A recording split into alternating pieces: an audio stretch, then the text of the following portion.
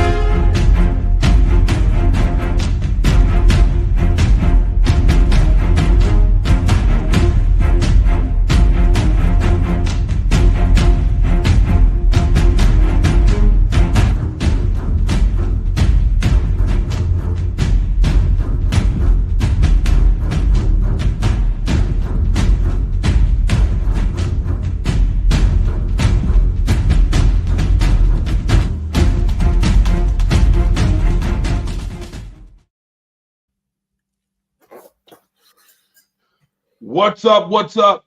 What's up, sports world? Y'all know what it is. Let's rise up for Monday Night Madness. I'm your boy. I'm the boy. I'm that guy. I'm the guy. I'm him.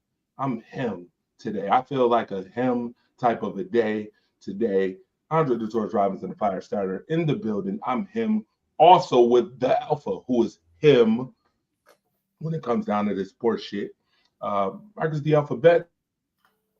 What's good, my guy?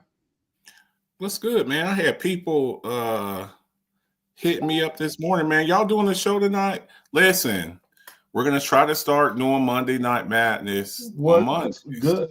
You know, so I appreciate the people that's like been asking for this show, that enjoy this show.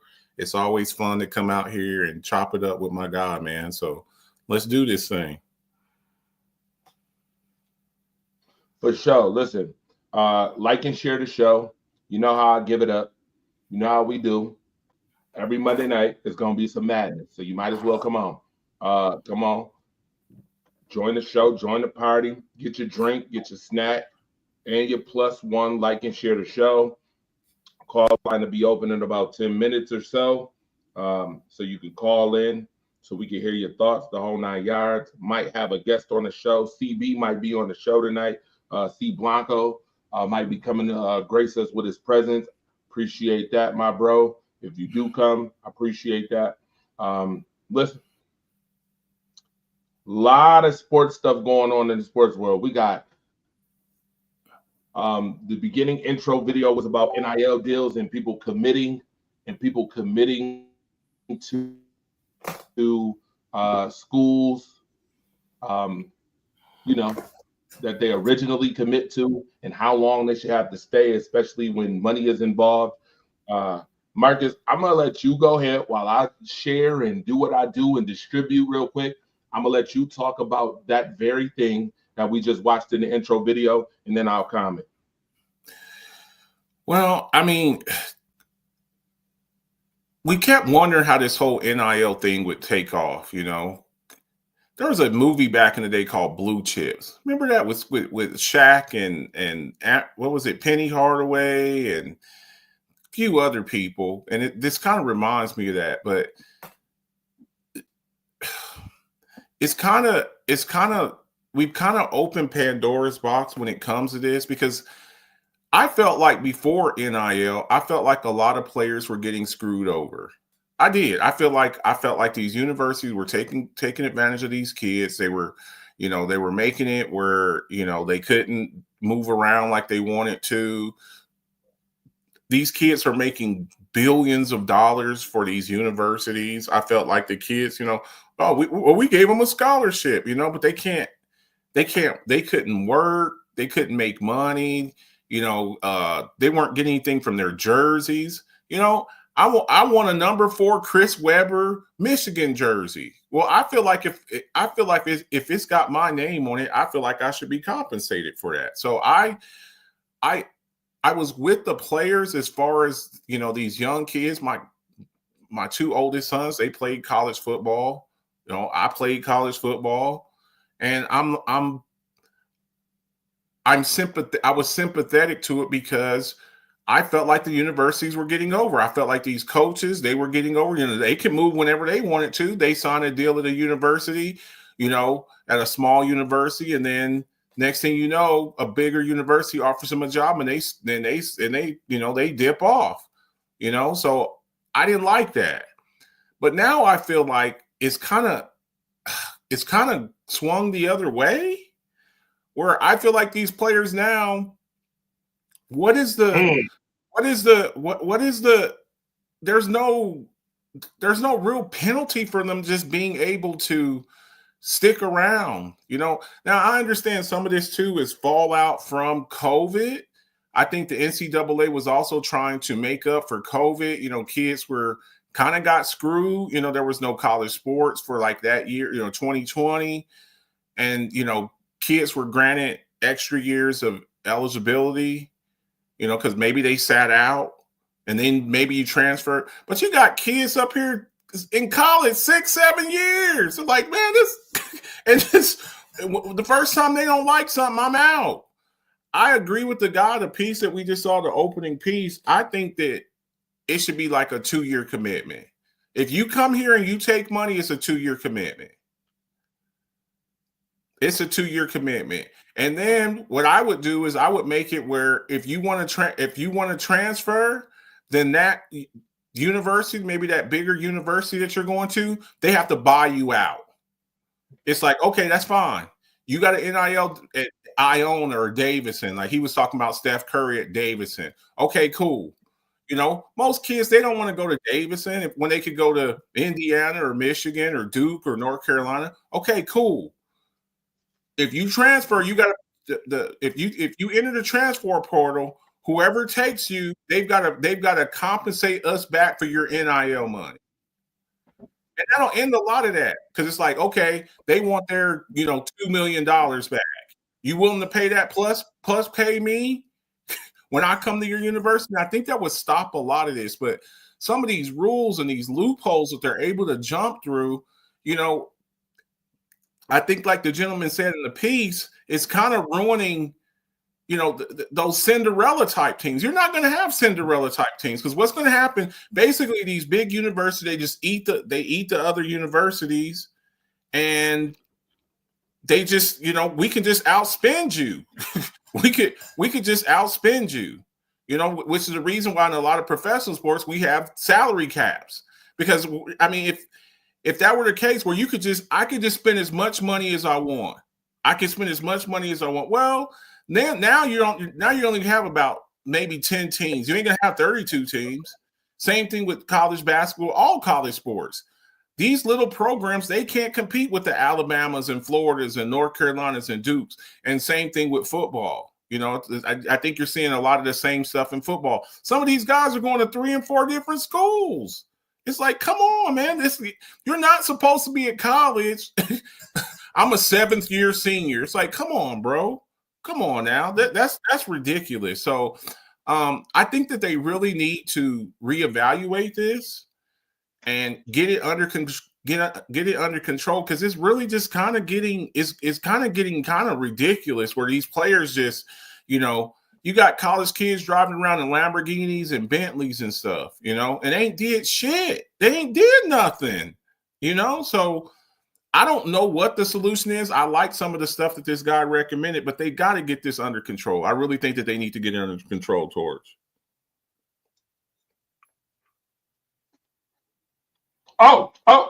It's my turn.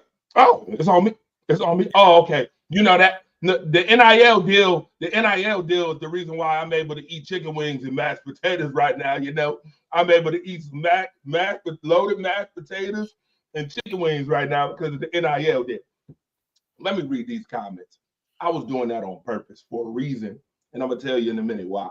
Let me read these comments and shout out to everybody that's tuned in right now. Shout out to all y'all right now. Shout out to y'all. Y'all can be anywhere else on a Monday night, but y'all here for the madness. I appreciate that. My guy, Marcus the Alpha Pets, you already know his football talk show coming back on Friday. All right. Make sure you tune in. Make sure you support the Friday night show. Now, read some of these comments in here. Shout out to Melissa Dalton. Shout out to you, Dewan. What's up, my guy? I see you. Deborah Beatty, I see you. Jay Renard, I see you. What's up? Moni, what up, Moni? What's good? Miss Banks in the building. Shout out to you. Chuck Thomas said no loyalty. College players have taken advantage of NIL, so our coaches' contracts don't mean nothing. They can't play like that in the NFL or NBA. Dallas Massey, what's good, my guy? Every college player in football making $1,500 a piece for being in Madden college football this year. Jay Renard said, I feel bad for Queen at Maryland. That team is a good young squad. If they would have stayed together, they have a shot at the national title. The Alabamas and Texases of the world will always get the top prospects. The whole team. I don't know about Alabama. I don't know about Alabama anymore. Jay Renard said it's the Marcus show on Friday. You know what, Jay Renard? Shut up. Dre, why are you eating? Or why are you eating? You don't see why I'm eating. First of all, number one, I tell you to bring a drink, a snack, and a +1. Dalton, come on, man. You got to catch up. My brother. I'm the only one here because shut up. I'm here so I won't get fined. Shut up. Y'all so funny. Anyway, thank y'all for tuning in. Now let me get to this, what Marcus was saying. Marcus, I totally agree. Everything you were saying was legit. The guy in the intro piece, this is why I do intro videos, just to put some, some stuff out there in the intro before we get into the show. He is 100% right. I agree 100% with what he's saying. There was a time, me being a college student myself, went to UB, I've been in sports, I played sports, I've coached basketball on multiple levels, baseball and basketball. There was a time where these kids would be paying oodles and noodles, oodles and noodles of money to these universities that make millions and billions of dollars, right? Couldn't get a job because they were too focused on either school and playing basketball or school. It was illegal. It was illegal. You couldn't do it. It was illegal. You couldn't do it. So you couldn't make money back then. You couldn't make money. People couldn't give you gifts. Remember the NCAA? Remember the Michael Oher movie? Michael Oher, what was it called? Blindside. Remember they was investigating Michael Oher because of him supposedly taking gifts from the Tui family. Yada yada yada. You couldn't get gifts. You couldn't do this. You couldn't work because you were so invested in school and travel. Mind you, you got to travel. This ain't just I'll just play in one place. You got to travel to these different states. You got to go to these different places. Even as a coach, you got to go to these different places and play. But they wasn't able to make money. They couldn't afford oodles and noodles in their dorm rooms. I know from somebody who's been in dorm rooms before. I know this firsthand from experience. You see a lot of them kids back in the oodles and noodles, barely nothing to eat, a microwave, nothing to cook on, nothing. I'm just like, how do y'all survive off oodles and noodles, right? And Hot Pockets. I watched it myself. So I understood where the NIL came from. I'm like, y'all should be paying these people. The NCAA make billions, I mean billions of dollars off the likeness and image and talent of these folks playing the game. When they make these games, the video games, they make millions and millions of dollars. Merchandise. Millions and millions of dollars. Jerseys. Tons of money. And none of it goes to the family or the people who actually play the game, which was crazy. That's corrupt to me. That is servitude. That is, yes, that is so indentured servitude. Indentured servitude. That is wild to me. That is wild to me. That is unbelievable. That is unbelievably disingenuous to have these people living way below their means to give you all a talent and all of this to a university. And then after you done with the university don't turn around and pay you checks after the fact when you done. They bring in the next kid. Bring in the next kid. If you don't make the NFL or NBA or whatever level MLB, you're done. They done with you. They throw you away. It's over. It's a wrap. Done deal, right? Yeah, and then Torch, and then once back in the day, once you hired an agent to like maybe go pro, you couldn't go back. You were ineligible then. Absolutely. Once you got it back in the day, it's over. That's like what do we use? What's the term we use? That's derelict of duty. Yeah. We pretty much done. That's job abandonment. We pretty much done. Once you get the agent, you're done with college. It's either a profession or nothing, right? Yeah. So I understood the NIL deals. Mm-hmm. But let me be very honest that the times have totally changed. And with the fact that you offer certain stuff, people, when you get an inch, they love to take 2 miles instead of the inch. And I'm seeing that with these players, but a lot of these players now, and it is so draining. It is so misleading because if we look at the definition of loyalty, loyalty is to what? What is loyalty? What is commitment? Hold on. I use a better word for all sake of terms. Let's use the word commitment. What is a commitment to you? Because see, this is what the NCAA verbiage uses. They use this verbiage, commit. When you got those hats in front of you and you pick your school, you're committing to that school, right? Yeah. Is it really committing anymore? Or is it you're just picking what best serves you at the time? And then if you feel like you said, like you said, when they don't agree or don't like what's going on, then they move on. There's a couple of athletes who have done this. I'm going to point out one in particular on the show today. Okay. I'm going to. Oh, as a matter of fact, they're showing her right now. Right there. Number 10 for TCU. Yeah, there she go. Right there.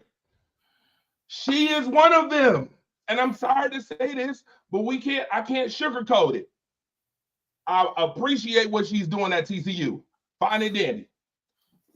But when you commit to a school, commitment to me is for the longer haul. It's not for 1 year. Oh, I decided, yada, yada, yada, and that's it. A lot of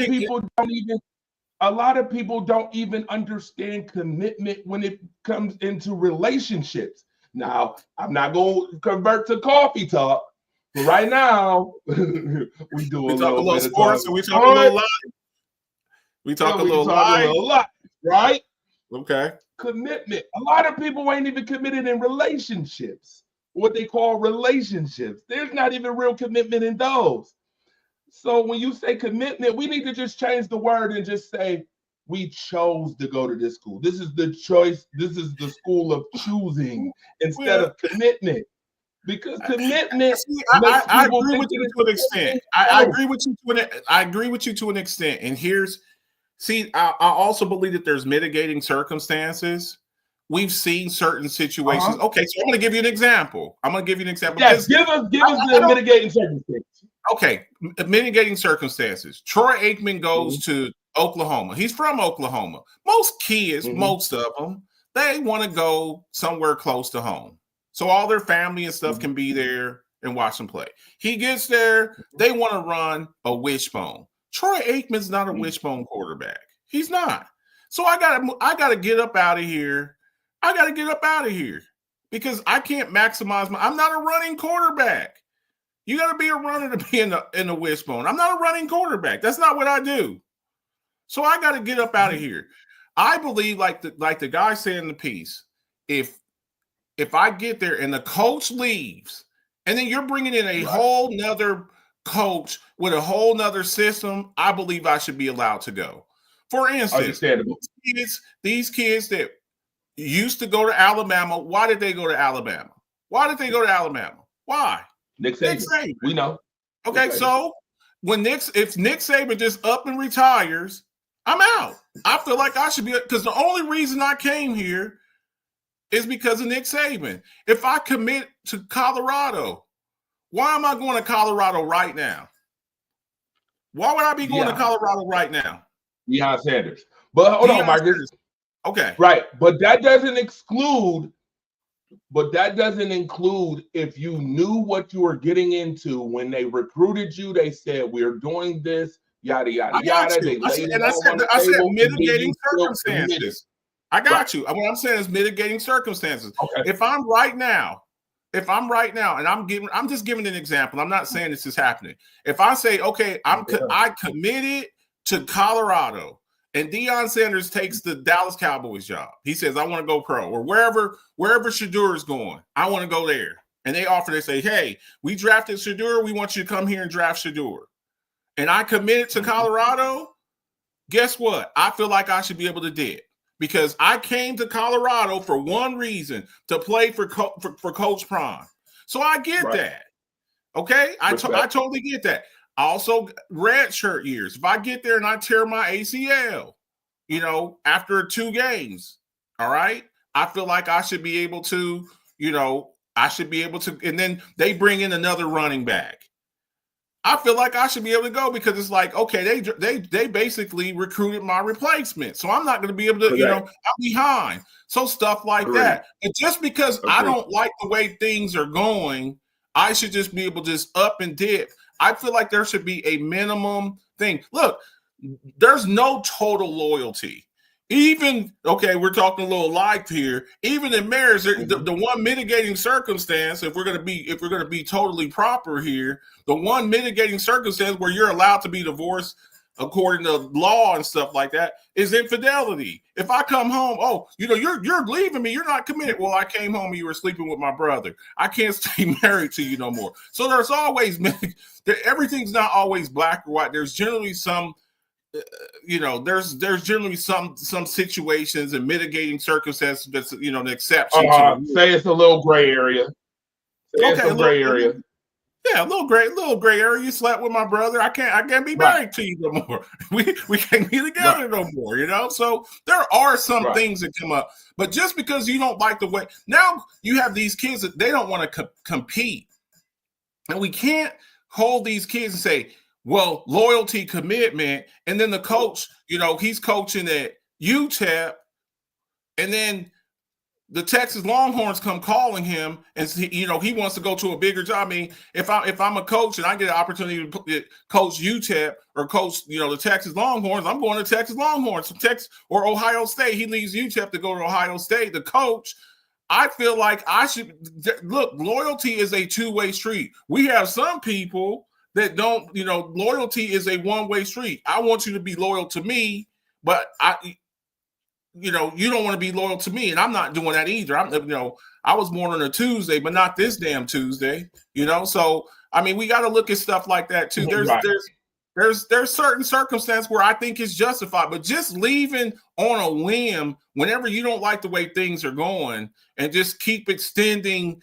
You know, you should not be. I think you should get 5 years max. 5 years max. I understand 4 years, 5, maybe 6, you know, especially with COVID. But you've been in college, dude. You're 28 years old. You still in college. Chris Winkie, you still in college at 28, 29 years old. That's some bullshit, man. Okay, so I totally agree with that. There's some mitigating circumstances. Don't be trying to use the mitigating circumstance excuse if the mitigating circumstance don't match what the hell you're talking about, okay? Because I'm hearing a lot of folks when it comes to these people, well, maybe it was the coach. Let me talk about Haley Van Lith. Yes, I'm talking about Haley Van Lith. For those who about to get all sensitive because I'm talking about someone of the persuasion, I don't give a damn. I'm talking about her anyway. Yes, I said it. I'm man enough to say it, and I told you this is the Madness Show where we give it up for real. You played at Louisville. I'm a person who watched the game. I know the game. You got scorched by Caitlin Clark. You were supposed to be the girl in Louisville. You left Louisville. Why you leave Louisville? Oh, well, I left Louisville because I wanted to go get a championship. Well, guess what? When you went to LSU, right, you couldn't have thought that the same standards at Louisville basketball was going to be the same standards at LSU, right? You went to LSU, and then you found out, you fucked around and found out that there are more talented athletes on that team. Then people are making the excuse, and this is the excuse I'm hearing. Well, maybe she didn't like the coach. Maybe she didn't like Kim Mulkey. When you went to LSU, Kim Mulkey told you what it was going to be. You started. You started at LSU. You wasn't off the bench. You started. So I know that you had to be told what was up. You was going to play the combo guard role. And when you play for Power 5 schools, let me put this out there right now for those who understand. When you play for a real Power 5 school, when you play for Texas, or you play for LSU, or you play for UConn, you got to be able to play some defense. You got to be able to be a two-way player. You got to be able to play. South Carolina, these schools, I hear the excuse all the time where they're all Americans. You want to know why they're all Americans? Because they can play both ends of the floor. This is why South Carolina has 6, 7, 8 All-Americans, and they don't average 12, 13 points a game. Want to know why? Because you have to be committed to the other side of the floor, which is defensive side of the floor. You went to LSU thinking you was going to chase the ring that they got the year before, and this is just, for real. And it didn't work out. You got scorched by Caitlin Clark again, which I do blame Kim Mulkey for putting you in that situation. But I have to say, Marcus, if you got scorched by me once and then you play me again, are you gonna let me scorch you again? Or are you gonna make some adjustments? Or are you gonna do something that actually puts more effort into what you're doing? You're not gonna get scorched by me getting, right? Well, if I know that I keep getting scorched and I can just poke my mouth out and leave on a whim, then why would I change? If there's no consequences for bad behavior will continue. Are you saying no accountability? Are you saying no there's accountability? no accountability? If there's no consequences and repercussions. And these are some of the things here. Some of these are societal issues, because we see some people that don't face accountability for certain stuff. And look, if you don't clean up your room, you're not playing your video games. If you don't clean up, and that goes all the way to adults. If you don't pay these tickets, we're going to suspend your license. Consequences and repercussions. This goes all the way back to childhood. These are things that, fourth, fifth grade, 4 or 5 years old. That's what we're doing. There has to be that. They've got to sit down after this off season, and they've got to sit down and they got to come up with something, because the way that this is going right now, it's going to kill. It's amateur sports. It's amateur. This is supposed to be amateur sports, and what has really become is semi-pro. Look, it's semi-pro. This is semi-pro. I mean, it's semi-pro in decision making. You're pretty much the player empowerment thing. Professional means I get paid for my services. Professional, right, they're going over. You're going over the hill of that now. Yeah, that's what I'm saying. You've turned this into a. There's no, especially more like in college football, there is no like farm system. You got semi-pro baseball, division, the minor leagues. In football, college football is basically their farming program for the NFL. Correct. These guys, they're making, Shedeur Sanders is making a couple $1 million. Bronny James was making a couple $1 million.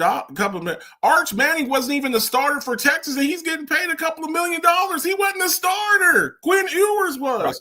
It's getting to the point where it's ruining college athletics. You're not going to have any more Cinderella teams. People just pop up.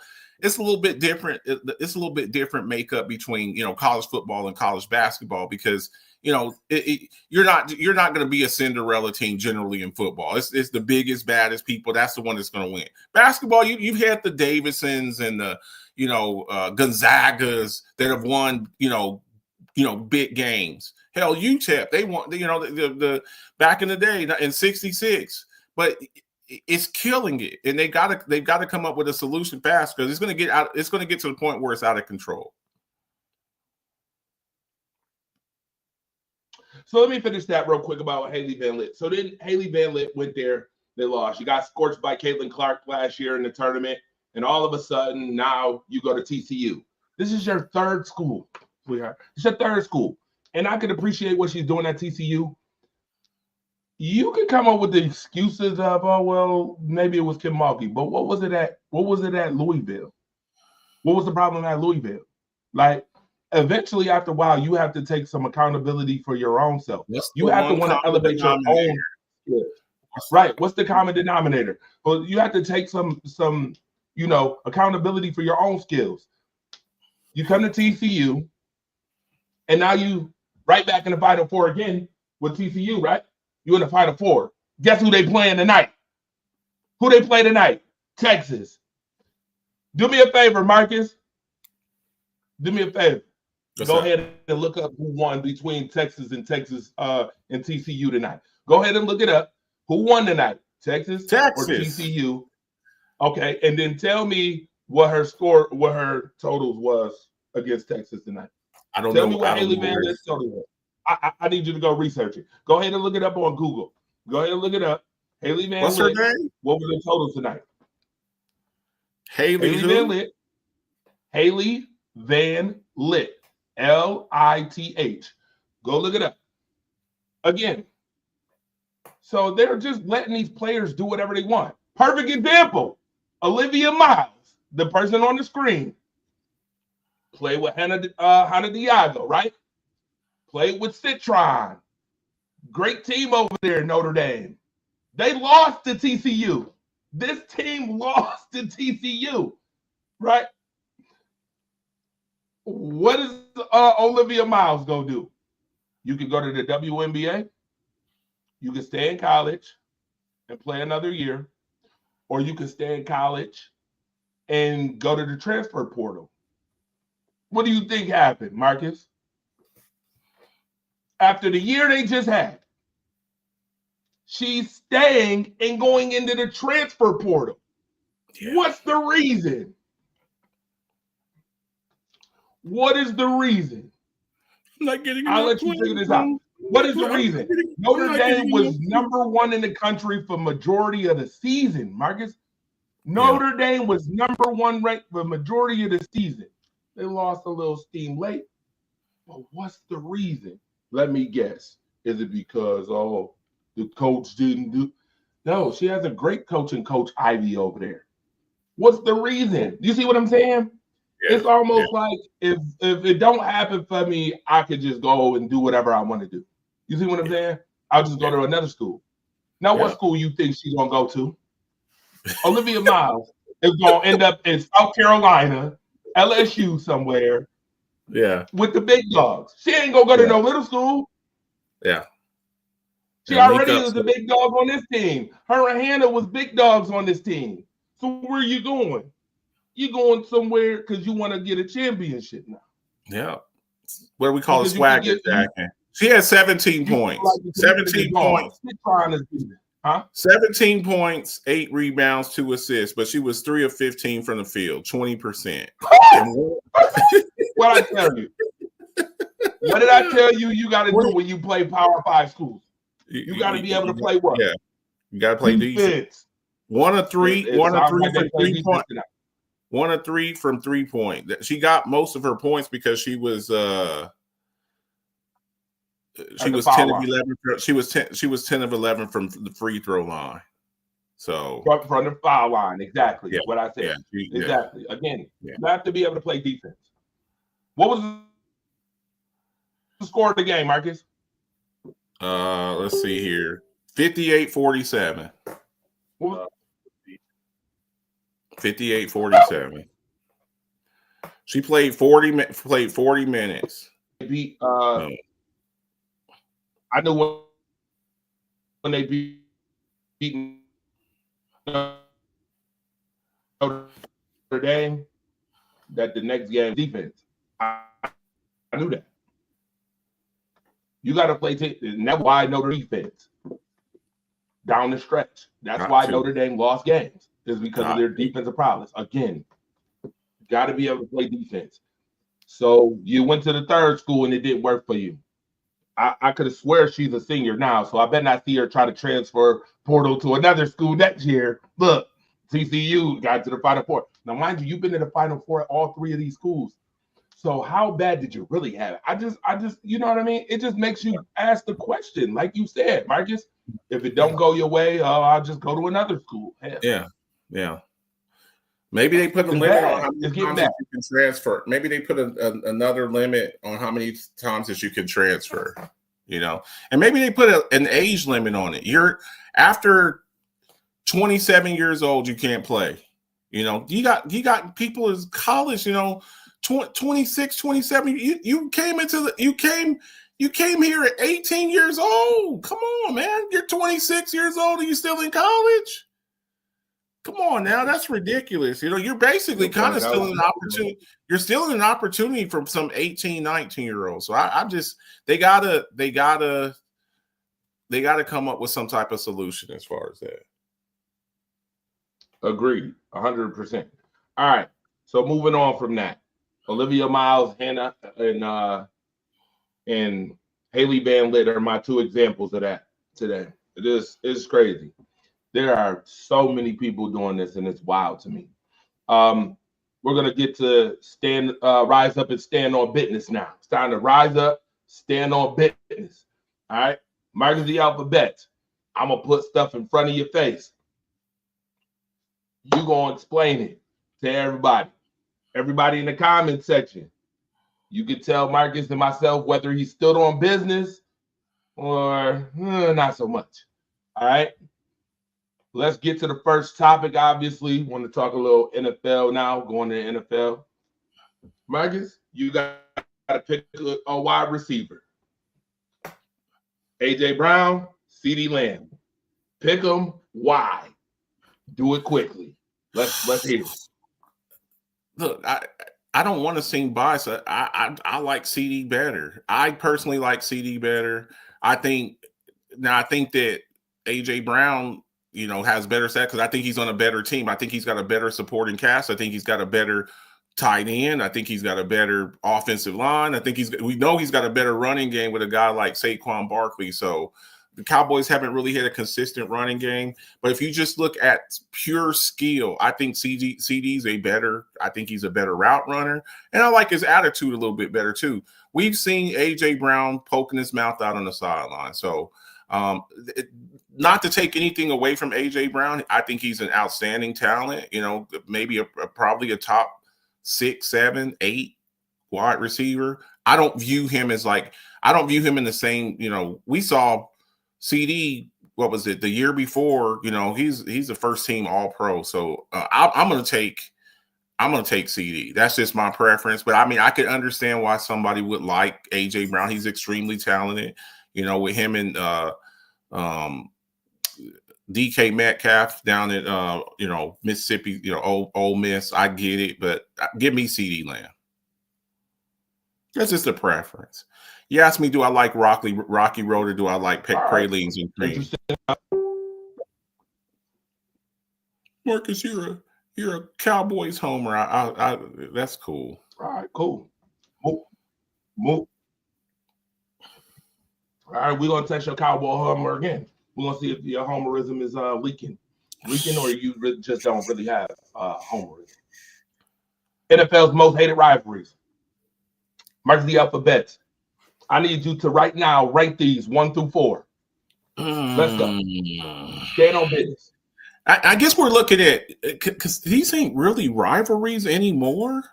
I mean, these were rivalries back in the day. I don't think that they're not rivalries right now. The Colts are terrible, and you have these players up here, and it wasn't really a rivalry. It's never been a rivalry between the Bears and the Packers. Aaron Rodgers, he calls himself the owner of the Bears. I don't think that that's a rivalry. So I would go Steelers, 49ers. I think they play Cowboys, 49ers at 2, Patriots, Colts at 3, and Bears, Packers at 4. Look, they just played a lot of times versus each other, but that doesn't make it a rivalry. The Packers beat up the Bears every time they see them, and they're going to beat them up some more. So, yeah, that's how I would have that.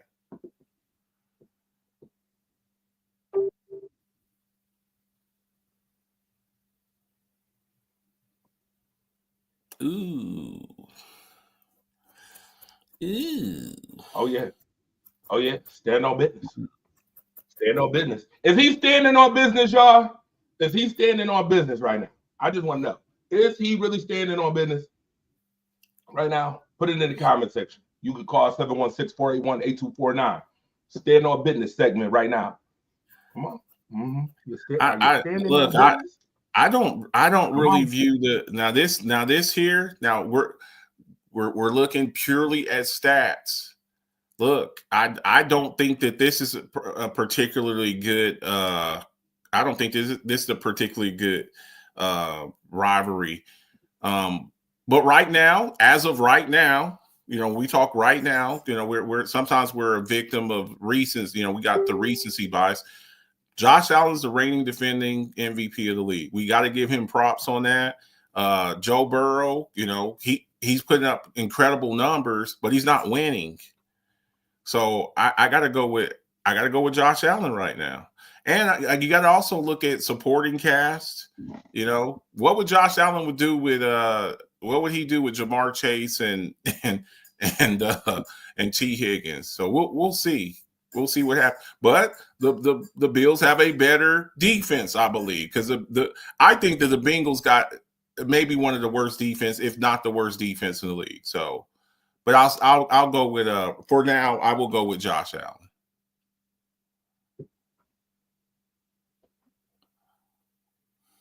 All right, sir. It's time to choose. It's time for you to get choosy. Okay. Time to stand on business, Okay. my guy. All right, time to stand on business. All right. You get to choose Okay. one quarterback, one running back, 2 wide receivers, and 1 tight end. Okay. I'm going. Everybody ain't gonna like this. I'm going. You know what I think about Elway. Give me Elway. Here we go. Elway, Barry,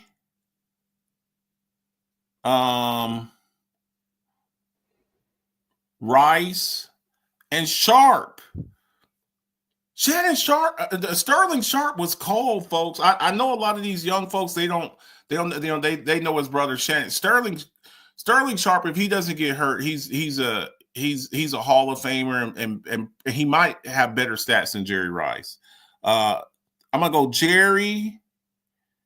Okay, I gotta pick one from each line. Okay, I'm gonna go Jerry and you gotta pick Jerry and Moss. I'm gonna go Jerry and Moss. Jerry and Moss, and then at tight end, I'm gonna go Tony Gonzalez. So Elway, Barry, Rice, Moss, Gonzalez.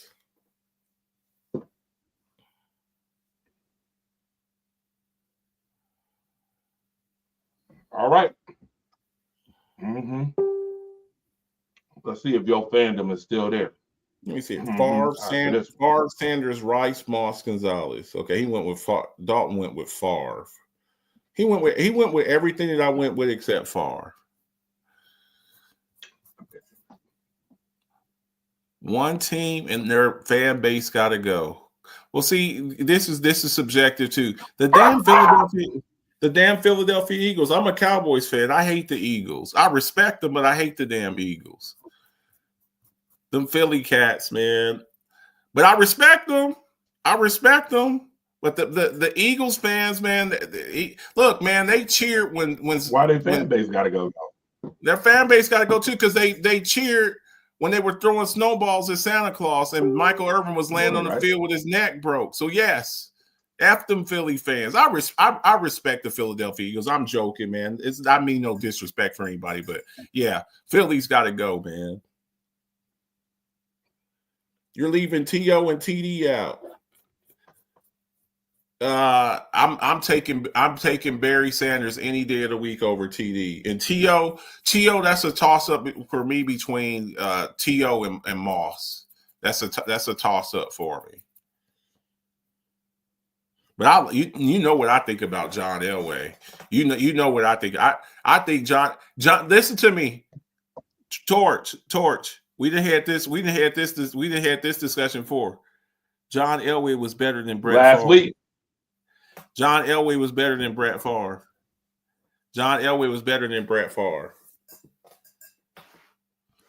No comment whatsoever. You ain't slick. All right, moving on. Oh boy, it's getting sticky. It's getting real sticky in here. It's getting sticky on the show right now. Okay, what we got here? Most garbage time yard. Okay. Ooh. So I wonder what that. Let me see. Win probability. Mark the alphabets. Yeah. Mark the alphabets. What's up? We know the real definition. Of garbage time.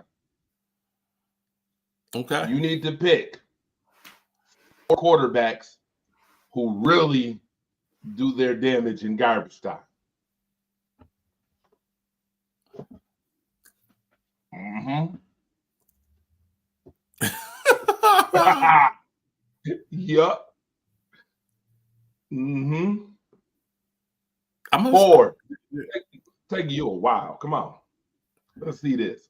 I'm gonna say. Can't wait to see it. I'm gonna say Dak Prescott. I'm gonna say Prescott. He does a lot of damage. Mm-hmm. I've told my Cowboys fans since they get mad at me. this is to take nothing away from him, but it's like, to me, it's like, okay, when the team has a lead on you and they're kind of backing up and you can do a lot of damage, I'm like, he's still a good quarterback. Let's not forget, we cannot forget, Torch, just 2 seasons ago, who was number 2 in the MVP race? So we can't take that away. You don't come in second place. Yeah, okay. You don't come in and then he only threw like 8 interceptions. You don't come in second place in the MVP and throw 8 interceptions. He said he had double-digit interceptions before, and he said next year I will not throw over 10 interceptions, and he didn't. So you got to take that into consideration. I'm the kids on here. I'm not going to say anything about Bo Nix, Caleb Williams. They're rookies, Drake May, the Gronkowski of quarterbacks. But I would say Dak Prescott. I don't have a problem with that. Dak Prescott. That's it. Or you could say Joe Burrow, because they're losing games. He's just out there winging it.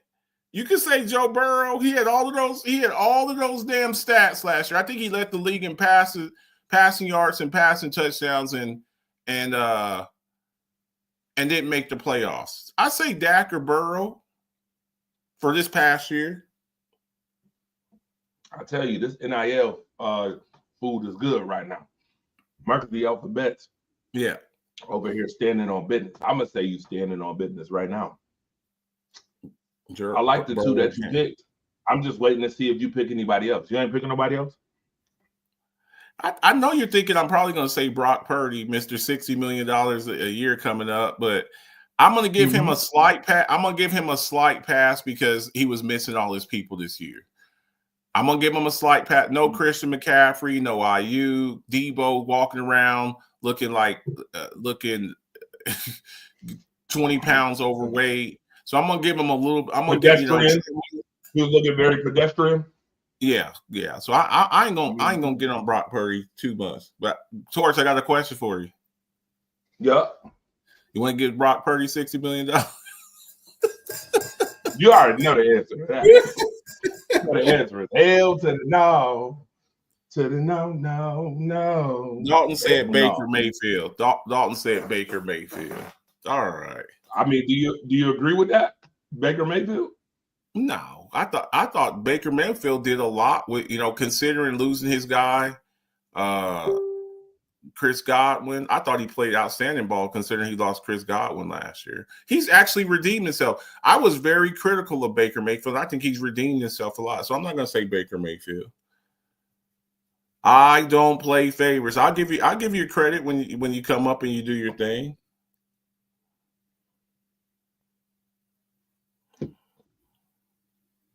By the way, for those who's just tuning in right now, Monday Night Madness, we in cruise control. We in cruise control right now with the Rise Up and Stand on Business. My guy Marcus the Alphabets on the ones and twos with me on Monday Night Madness. Stand up, rise up, and stand on business, man. That's what we're doing right now. Marcus, you're gonna have to stand on business on this one too. Yeah, buddy. Hold up. Wait a minute. Let me put some purple in it. Let me put some color purple in it. He's just a running back playing. He's just a running back playing quarterback. He's just a running back playing quarterback. You didn't know that? He's just a running back playing quarterback, man. I know. Wow. Lamar Jackson, 2024, 41 touchdowns, 4 interceptions. 2020, Aaron Rodgers, 48 touchdowns, 5 interceptions.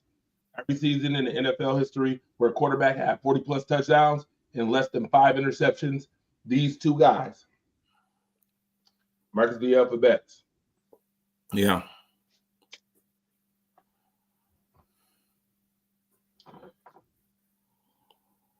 Oh, wait a minute. I got to add this comment because Chuck Thomas just put this in here. Garbage time is when you're leading and still throwing wide number 1 golf. Lamar last year. Oh. That's what garbage time is to you? No, not garbage time to me is when that Garbage time to me is is- when to me garbage time is when you're losing and the other team lets their foot off your throat. Yes, and you're That's passing and accumulating stats because you're getting your ass beat so bad. And the other team Stat padding. Yeah. That's my definition of garbage time, where you're down 35 to 7, and they're like, okay, we're winning. They're not going to win this game, so we're gonna play 3 deep. We're gonna play a cover, and they can have everything they want underneath, and your completion percentage looks incredible because you're doing a bunch of check downs and stuff, and they're like, you can have everything you want underneath. So that's what I consider stat padding. Garbage time. Well, here's my question to you, Marcus the Alphabet. I'll ask 2 questions, and I need you to stand on business with this one. Okay. I don't want to hear no, I plead the fifth either. Okay. If you had to judge, Okay. by That those is two garbage. quarterbacks' careers, shout out to Ramona Dye, shout out to you. Ramona said that's not garbage time. LOL. What is your definition of garbage? I think she's talking to Chuck, not you. Okay, I don't see garbage time is when you're losing. Okay, like when I'm gonna give you a prime example, and this one hurts. I'm having PTSD from this. When the Cowboys were getting their ass kicked by Green Bay in the playoff game 2 years, not this year, but 2, and then Dak Prescott comes out there and it's like, oh, it wasn't that bad. Ended on business. Or this, some people ain't gonna like this one either. Torch, you ready? Patrick Mahomes and the Eagles. Patrick Mahomes and the Eagles in the Super Bowl. When Patrick Mahomes threw a couple of bombs to Worthy, that's garbage time. You were never going to win that game. The Eagles let their foot off of your throat.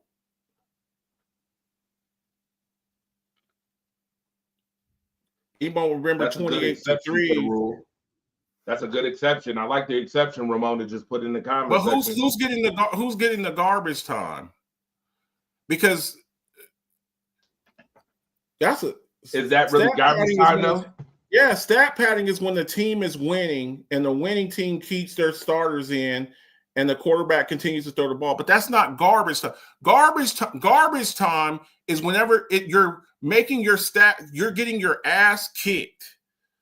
So, like I said, with the whole Dak Prescott against Green Bay, when they went to Dallas a couple of years ago and kicked the crap out of my Cowboys, and then Dak Prescott throws like 2 interceptions. After he threw 3 interceptions to begin the game, he throws like 2 or 3 touchdowns. And it's like, oh, look, Dak threw for 300 yards. Yes, but he had 3 interceptions to start the game. So it's like the Green Bay is not worried.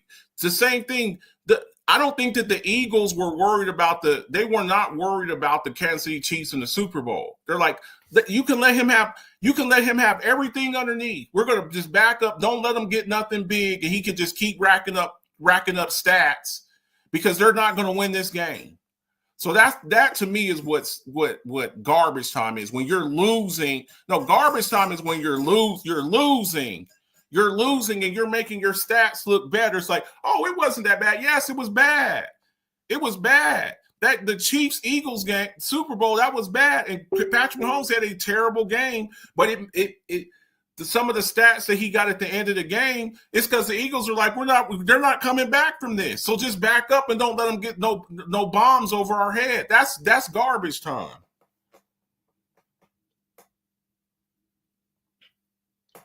No, that's a comeback. All right. Well, that's not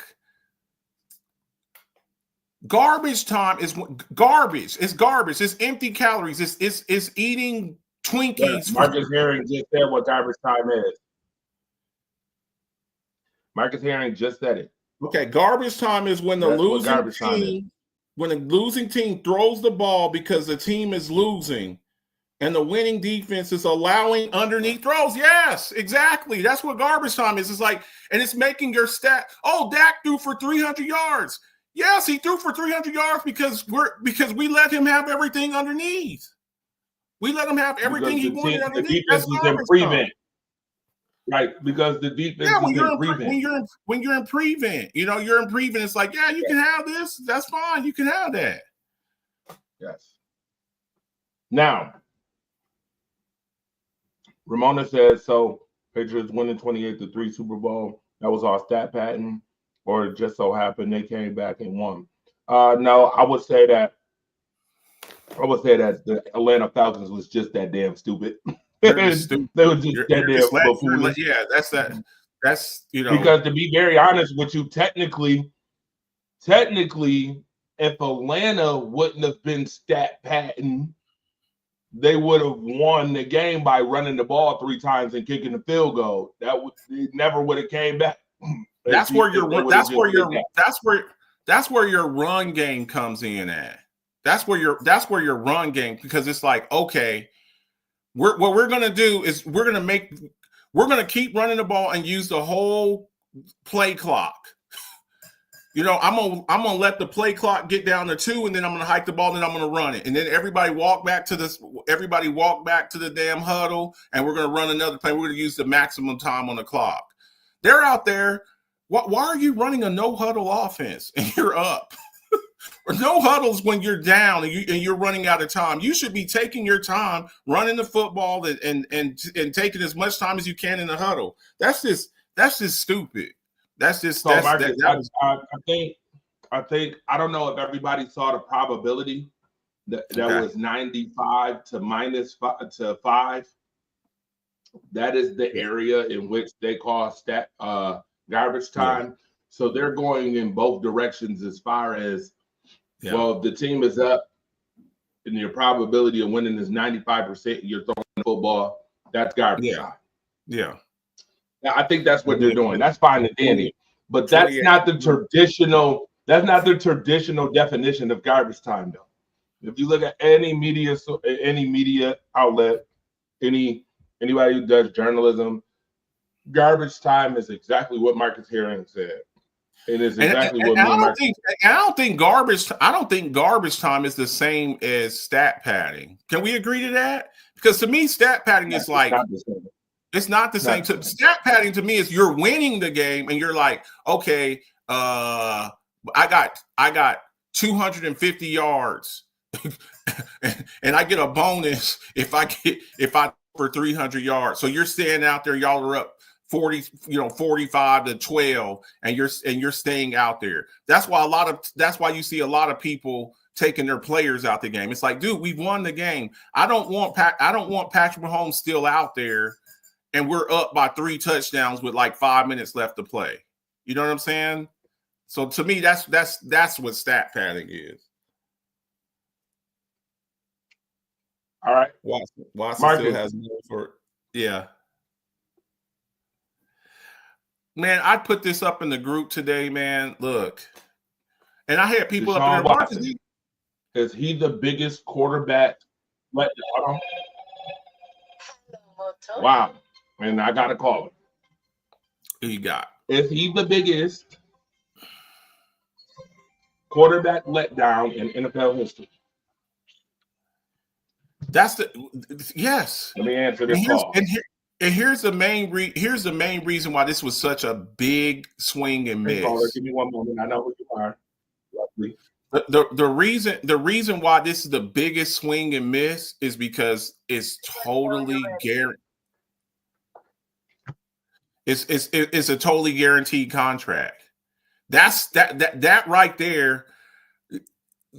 Somebody had said something in the group earlier today. They're like, Deshaun Watson has ruined it for totally guaranteed contracts. I don't think another team will ever, they will never totally guarantee a contract because of this guy. So yes, I would say the biggest swing and miss, they're going to be hurting for this now. And I was like, the only way that they get out of this hole, Torch, is they got to get a quarterback on a rookie deal. They got the number 2 pick in the draft, right? They're at 2, right? Titans at 1.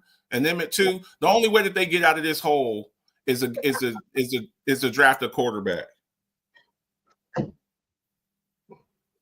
Marcus, your face is stuck. It's funny. Look at this, how your face stuck on the camera. It is jive hilarious. I ain't gonna hold you. This is too funny. What you got? Caller, what's up, caller? Hello. Hey. I had to call. Look, you can call stat padding or garbage time points, whatever you want. But let's not forget,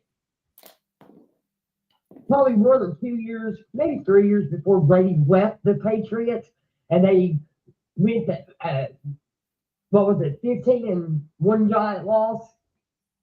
Was it 15-1 giant loss? I can't even remember now. But just that was 2007. Record, and it didn't matter if they were winning 23-0. They still kept playing, and he kept them, and that was garbage time points.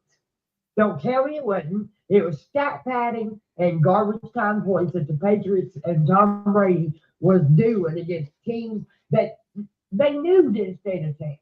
But he was going for them records at the time. So stat padding, or you can still call them garbage time points. Am I not right about that? Don't you remember when Tom Brady was trying to break Peyton Manning's records? That was that 2007 that 2007 18-1 Patriots team. 18-1, yep. Yeah, they were 18 wins and 1 giant loss in the Super Bowl to the Giants. Mm-hmm. Yeah. I remember it well. So I remember when him and Moss were just scoring points left and freaking right against teams that didn't even stand a chance of beating the Patriots if they had played their second string players. But they did it because they were getting them garbage time points. But the reason why was because they were statting, they were padding, stat padding. Stat padding. Say that 5 times fast. That's kind of a tongue twister, ain't it?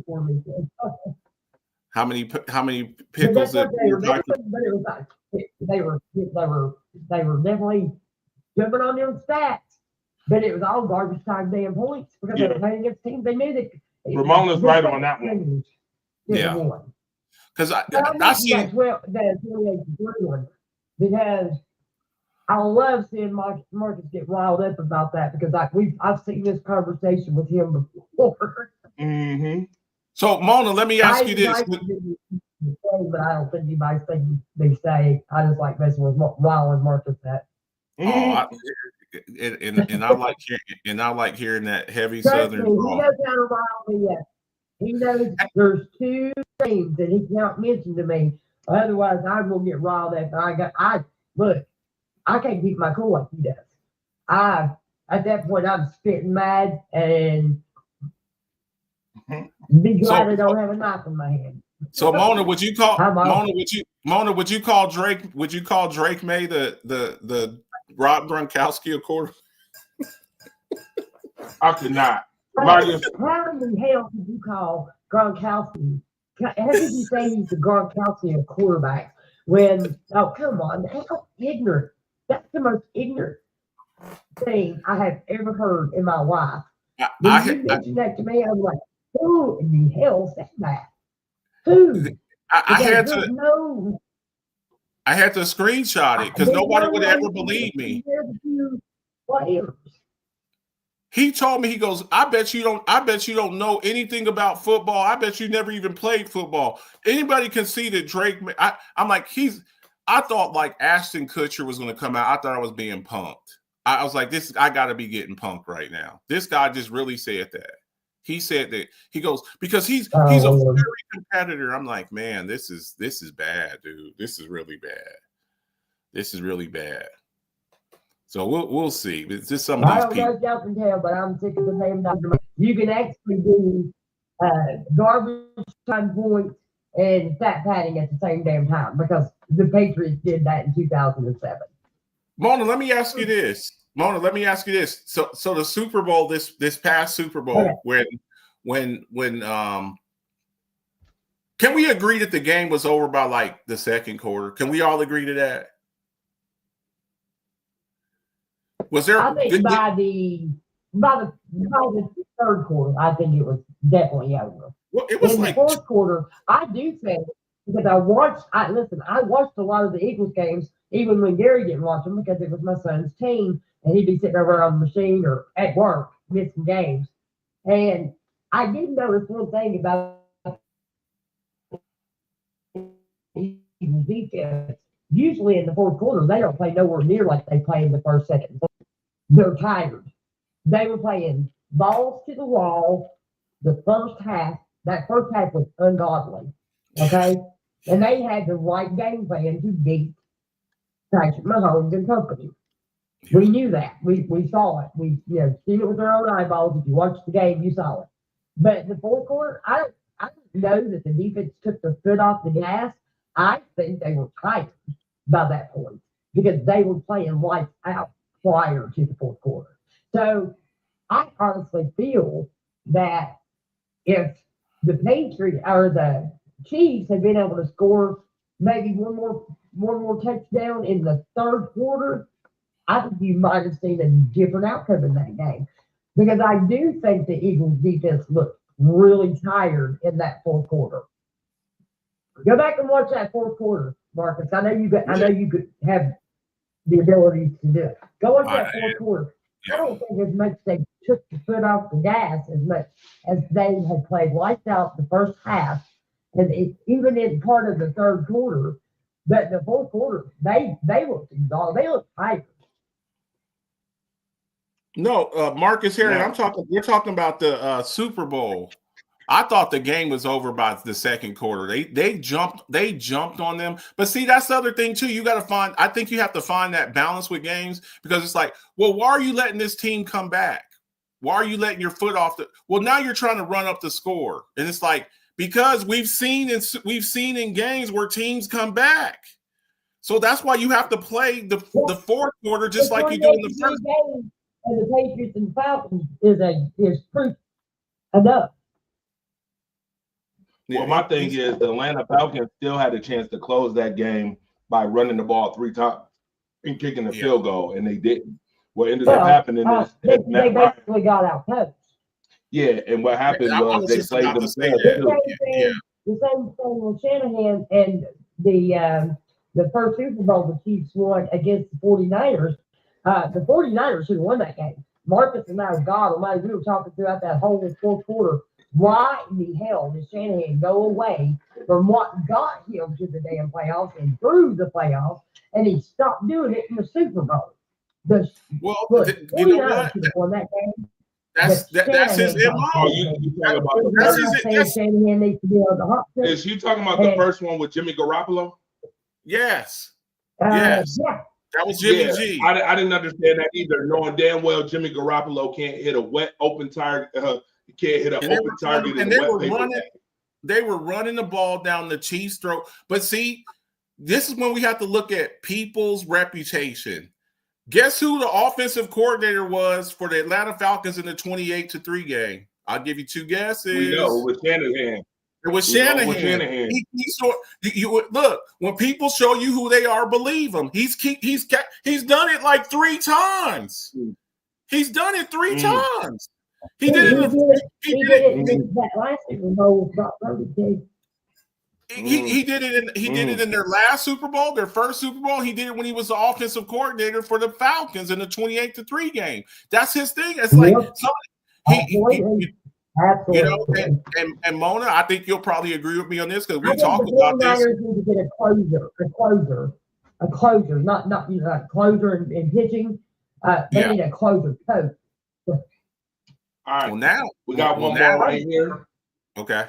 I'm getting off the phone. No, you're not. No, don't do that. I need you to stay on the phone. We got one more slide. We got one more slide. For this one. We got one more slide. Your screen. You have to tell me what we're talking about.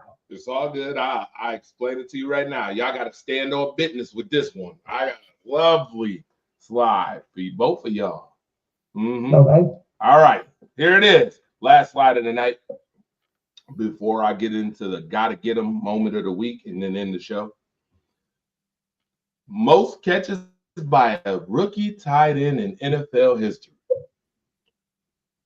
Brock Bowers, Sam Laporta, Keith Jackson, Jeremy Shockey, Dalton Kincaid, Kyle Pitts, Evan Ingram, Pat Fryermuth, Mike Dicker. Now, I know the answer to that. I tend to see a pattern. And the pattern makes me now question something. The question I want to ask is, everybody remembers when people were talking about the running back position not having the same value anymore in football. Y'all Well, I think that's on a little bit of a changed trajectory now.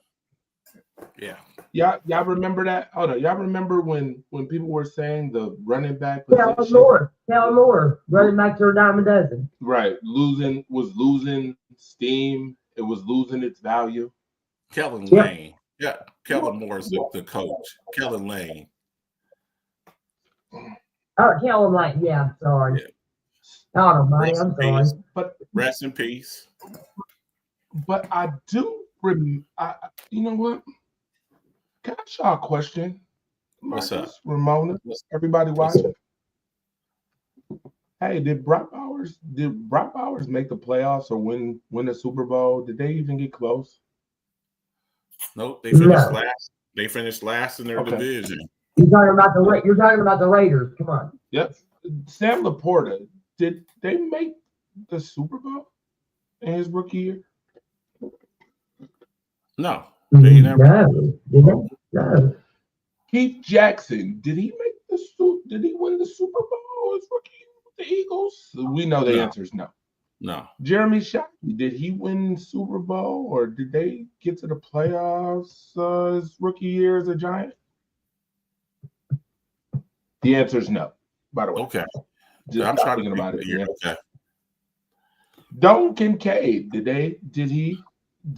None of these guys did. Oh, right. See, damn, I was waiting for somebody to say it. No. None of them did, right?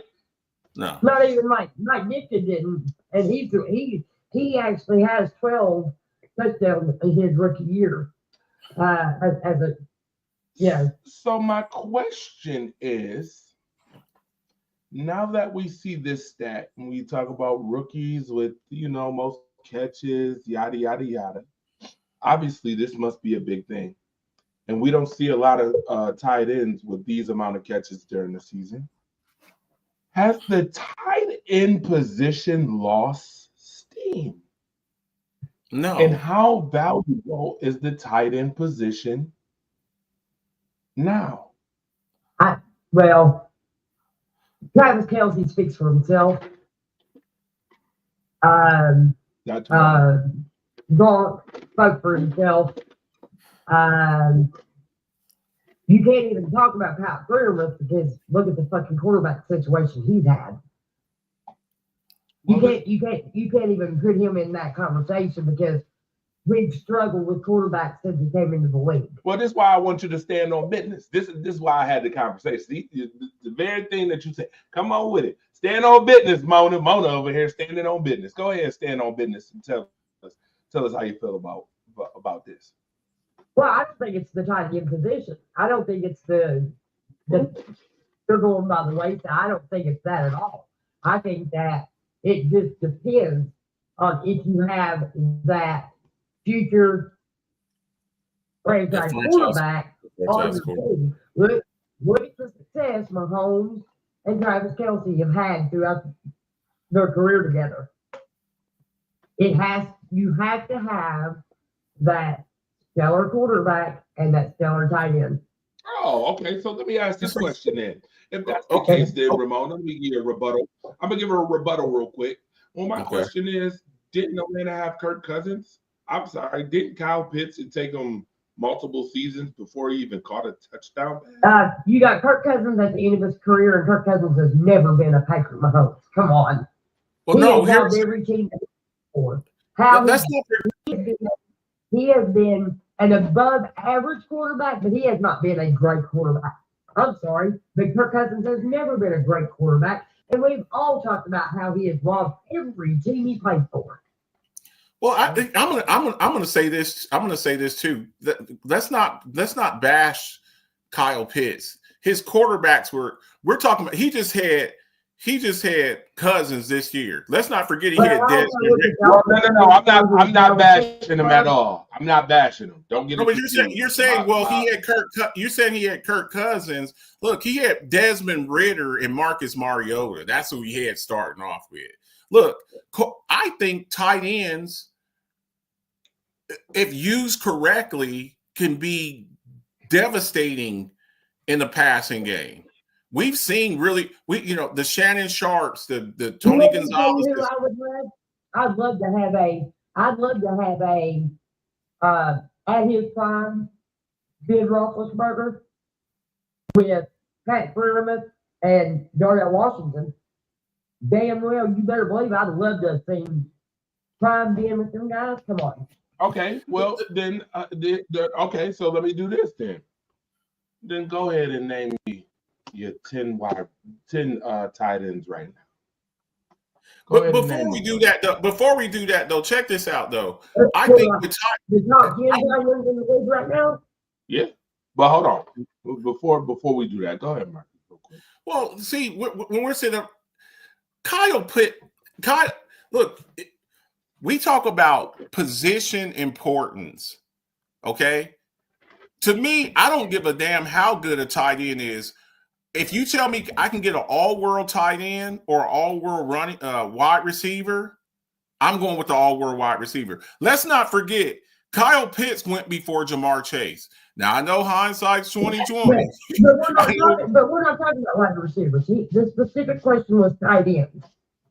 Well, he was saying but the original question was, have tight ends lost their luster? No, I don't think that tight ends can be very effective. But I will never take a tight end, no matter how good he is. And this tight end is going to be the next best thing over an all-world wide receiver.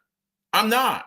Are you going to take? Okay, so this year, Warren, the kid from Penn State, he'll probably be the first for the last 5-6 years.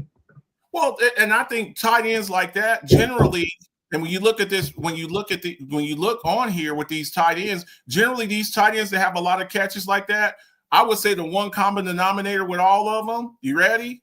They had a shitty wide receiver core, and that's why they had to end up being the number one. The number one. I don't think shitty. I think probably average wide receiver core. Okay, let's say average. Who on the Raiders scared you on the perimeter? You know who scared you? Right now. That's what I'm saying. Shockey with those Giants teams, Kincaid. But listen, but you also have to have a quarterback to get the ball to the receivers, and they've had a shit problem with quarterbacks. Pretty much. Well, I'm saying though, the easiest person to get the ball to is tight ends. Why? Because they're close to the they're right on the end of the formation. They're your security blanket. They're your security blanket. Yeah. So these tight ends that get a whole bunch. Generally, the reason why these tight ends get a lot of the one thing that they all have in common generally is because they have a crappy wide receiver, not a very good wide receiver core. For all intents and purposes, Gronk was their number one wide receiver with the Patriots. Tony Gonzalez. He was there. He was the Chiefs back in the day. He was their number one option. They had Dwayne Bowe. Their wide receivers that year didn't have a touchdown. Dwayne Bowe, y'all remember that? Dwayne Bowe and them boys, them Chiefs wide receivers. They didn't have about tight ends now, though. I'm not talking about that then. We talking about now. Look. The first tight end this year will be Warren, the kid out of Penn State, and I think he's awesome. I think he's going to be. Okay. We're talking about current tight ends. So my question again is: name your 10 tight ends. If that's the case, name your top 10 tight ends right now.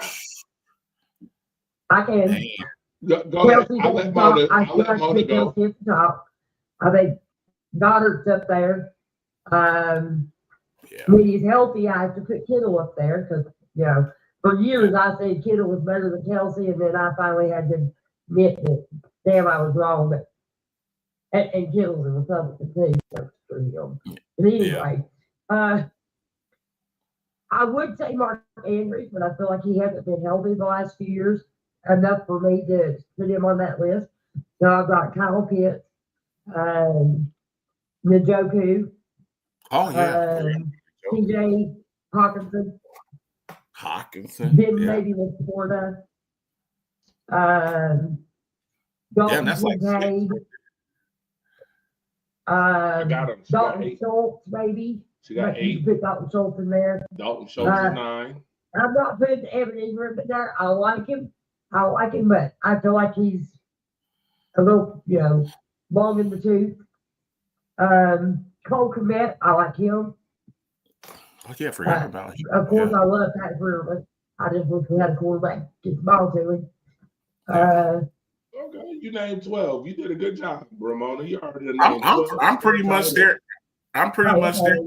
I'm pretty much there with all of the ones that she just said. Whatever order that you may want to go in, Hawkinson, Mark. I don't know if I'm going to say this. I don't know if Mark Andrews is still the best tight end on the Ravens. I like Likely. I think if Likely, that Isaiah Likely kid, that boy. Isaiah Likely to me took over Mark Andrews' position. Mark Andrews may very well be gone. Yeah. This year. They say they want him back, but his psyche after that is going to be during the damn draft. Maybe I don't. Yeah, it's going to be interesting to see how he bounces back from that, because that on that particular play, dropping that 2-point conversion, that's like a kicker missing like a game-winning field goal. I don't know how he bounces back for that, but I pretty much got the same list that you have, Mona. Maybe not in the same exact order, but pretty much there. But I like Likely. I really like Likely. I think he's. I will tell you what I think. I will take. Here's my prediction. Okay. We've all been talking about the Harbaugh of the AFC is building that team up. Just like he did in college. Better help now this year. Yeah. As far as the coaching staff than he did his first time around. So. Who are we talking about, Jim? I'm telling you, I think Chargers. Plus, my boys on now.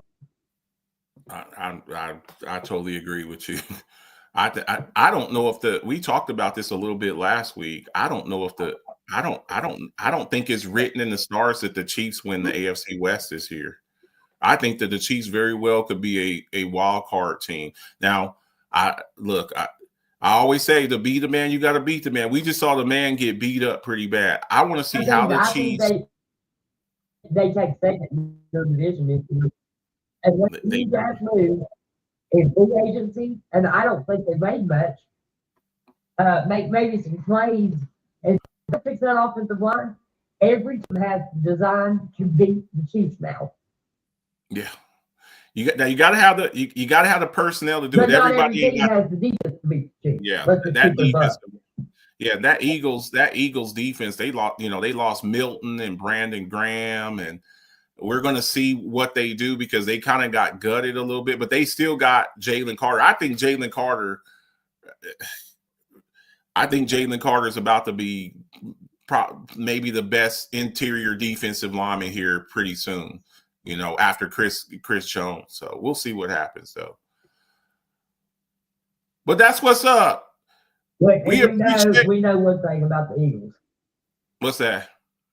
They draft some of the best I've ever seen in my life. Yeah. The moves they make, it's just like they don't miss. Yeah. And they're picking at 32. Watch them picking. They got rid of their 2 80 corners. Yeah. Pittsburgh got one of them. Then we turned around and got Mike Hilton from the Bengals. Well, free agents, I guess, but still. My point being is this. You cannot maintain a team like the Eagles had last year. Well, You yeah, cannot maintain a team like that when you can't keep players on your team. Now, you can rebuild that team and maybe in a year, I'd say at least one season away, they're back to being the team they were. But then you got to look at injuries, what might happen on offense. So people who look, we saw the Patriots do it year after year after year. We saw the Kansas City Chiefs. Kansas City Chiefs started getting long in the tooth on that offense. You know, all the damn issues on the offensive line that they had too with Taylor. They're the luxury for them.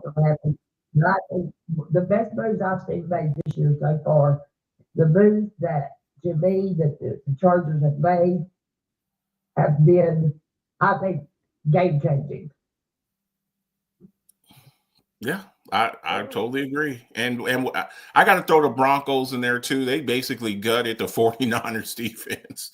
They basically took the 49ers. They took Kafanga and Dre Greenlaw. So we'll see what's up though. But we got to get ready to get out of here, everybody. Broncos need a little more weapons on offense. It'll be Before interesting. we go, I gotta get you with the gotta get them. I gotta get you with the gotta get them moment of the week. All right, I'm getting you early. I'm getting them early. This is NFL thought real quick. Gotta get them moment of the week right here. So the video that you're about to watch is how Andre the Torch Robinson feels. Can I say one more thing before you get too much further into that? Go ahead. Please, God, please, Aaron Rodgers, have a special thought tonight and decide you're retired in the morning because I do not want him in Pittsburgh. I love Aaron Rodgers. I would do a lot of things for that man. Ramona. But I'm going to say, Ramona. please do not let him come to Pittsburgh. Ramona, I hear static. The static in your back. I hear some static. Is that static? I hear static in your background. I hear some static. That's me. That's me, Garrison. That's me trying to send vibes to Aaron Rodgers. Oh my goodness, I cannot right now. I hear Please there and retire. Y'all hear that static? Do y'all hear the static? I hear some static. Break it up. You're breaking up. You're breaking up. Break it up. Break it up. You realize I don't have any other jersey except for my Steelers jerseys, except the Green Bay Packers Aaron Rodgers jersey. You know this, right? Yes, you told me. I remember. I think I wore it on the show one night too. Yeah, remember we both wore our Aaron Rodgers jersey. Yes, we did. That's all good. It's all good and fun. Listen, gotta get a moment of the week right here. Right here. This is how I feel this year, any year, when it comes to the Miami Dolphins, when it comes to picking them in an important game, or even thinking about Tua being on my fantasy football team for the week and having to have him actually produce. This is what I think about it, and it's real quick. I just want to show you this. And me into that war ball.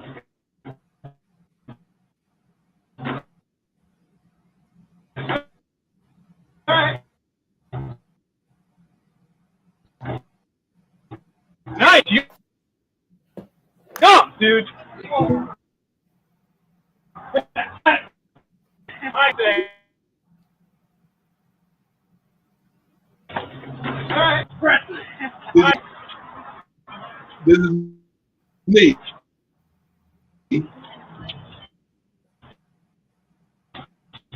right, nice, you. I got. That's me being reminded of how dangerous it is to pick the Miami Dolphins at any point in time against any good team. That's the danger right there of picking them. Or that's the danger of picking Tua on your fantasy football team and having them start for the week. You're gonna think about it. Never damn mind. He jumped right back over the fence on the other side. Marcus, he had hella hops. Did you see that? That boy was sponsored by Nike. He was sponsored by Nike, Marcus. He looked like Ja Morant. He looked like Ja Morant jumping there, man. He got get away from the cops' abilities. Man. Hey, before we get up out of here, man, I just want to say I want to give a shout out to Dwayne Woodley, man. He had surgery today. I'm going to check up with him later on. A lot of people, you know, we say rise up family, not just that, just people that we've run into, you know, since we've been doing this for a few years, and it's just certain people that, you know, we care about the people who come through here and show support and love. Just want to give a shout out to Dwayne Woodley. He's always coming through and showing love and commenting and stuff like that, sharing the show. So I want to specifically say with Dwayne Woodley, the whole coffee talk thing was his idea. He's like, Marcus, you got to start doing some more. I was like, man, I ain't got time for this. Like, man, you need to get up and start doing a coffee talk or do something. You know, he's always real supportive. So just wanted to give him a shout out. And just everybody who comes through, you know, Dalton and Melissa and, you know, Marcus Herring, and, you know, I can't name everybody, you know, forgive me, but everybody who comes through, you know, and shows love, we just appreciate you, man. For sure, definitely. And y'all already know this has been Monday Night Madness. Marcus the Alphabet. Make sure you watch him on Friday. I got a Rise Up Unlimited radio show on Thursday. Make sure you watch him on Friday. They're doing the draft. I'm putting my first round draft in the Challenger newspaper this week. My mock draft, I'm putting it in there. All right, it'll be in there. Make sure you go on challengernews.com. Well, actually, it's different now. It's Challenge. I'm gonna have to put the new website up there so you guys can get it, so you can read the articles. Yeah, this has been a whole lot of fun. Oh yeah, here it is right here. Actually, www.buffchildnews.com /sports rise up right sports highlights. Yes, make sure you do that for sure. And again, appreciate you much, Marcus. Wait for the 2 words, dude. Go ahead and hit them. See ya.